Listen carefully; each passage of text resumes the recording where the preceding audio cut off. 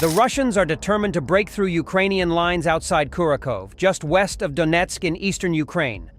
On September 12, the Russians attacked with 46 vehicles, a record for that sector. Exactly a week later on Thursday, they broke their own record and attacked with 52 vehicles. Both attacks failed. The Ukrainian 46th Air Mobile Brigade, holding the line between Donetsk in the east and Kurakhove in the west, fought back with thermite-spewing drones, artillery, tanks, and infantry, and destroyed, disabled, or damaged 44 of the 98 attacking vehicles, while killing 72 Russians on Thursday alone. Whoever of the enemies managed to turn their heels in time, consider them lucky, the 46th Air Mobile Brigade quipped on social media. This staggering wastage of people and equipment is weighing on the Russian offensive in the east, which is mainly focused on capturing the Ukrainian stronghold of Pokrovsk, 20 miles northwest of Kurakhove. The Russian offensive made steady progress starting late last year, rolling over the fortress city of Avdiivka and toward Pokrovsk in violent fits and starts until last month, when Russian troops were just 6 or so miles outside Pokrovsk. Weeks later, those same troops are still 6 miles outside Pokrovsk. The Russian advance on the Pokrovsk direction has slowed, the Ukrainian Center for Defense Strategies noted last week. It's not an isolated development.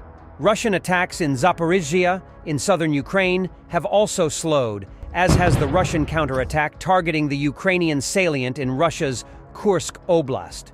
A lack of resources for conducting simultaneous offensive actions on multiple fronts is the main reason for the offensive slowdown, CDS concluded.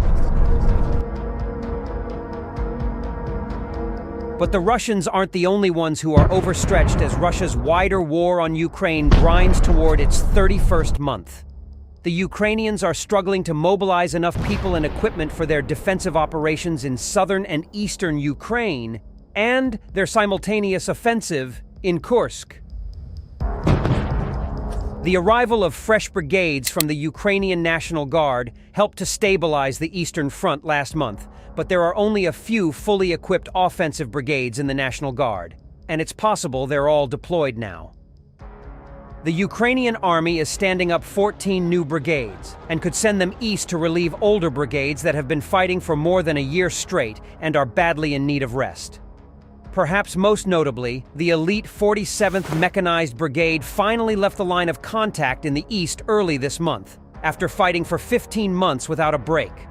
But Ukraine has enough modern armored vehicles for just 4 of the 14 new brigades, Ukrainian President Volodymyr Zelensky told CNN.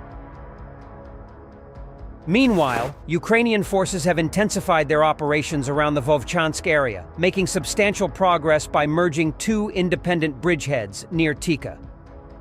As Russian troops attempt to consolidate control and create a buffer zone in northern Kharkiv Oblast, Ukrainian forces, supported by advanced aerial reconnaissance and precision strikes, are steadily undermining Russian efforts.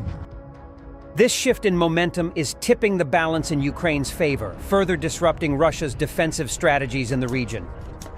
In recent days, Ukrainian forces have intensified efforts to disrupt Russian logistical operations around Vovchansk.